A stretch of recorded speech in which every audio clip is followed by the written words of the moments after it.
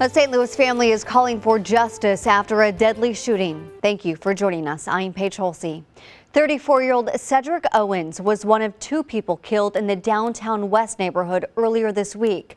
News 4's Gabriella Vidal spoke with Cedric's father and loved ones about the change they'd like to see to tackle violence in the city.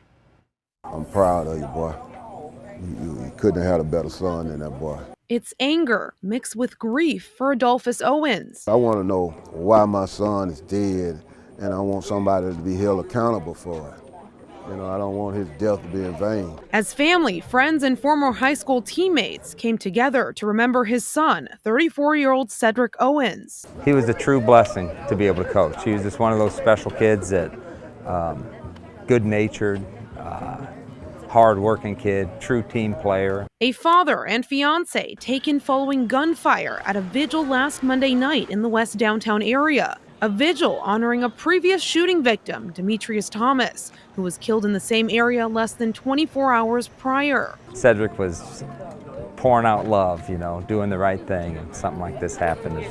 It's devastating. When the shooting started, he had dispersed and he had started running, you know, just like everybody else. But he looked around, his sisters weren't with him, so he went back.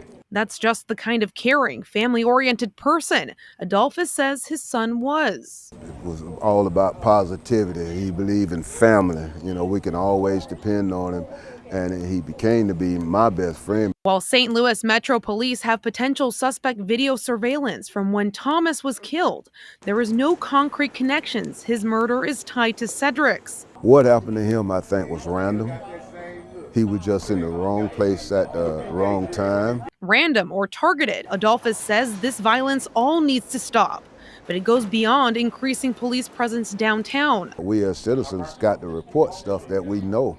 When we know certain crimes goes down, we got to help the police. And he says people need to rally behind stopping senseless shootings like this, rather than waiting for solutions. When a police officer, for whatever reason, to be involved in a shooting, we got all these protesters and marches, Black Lives Matters and all this. But when we kill each other, black on black crime, it's nothing.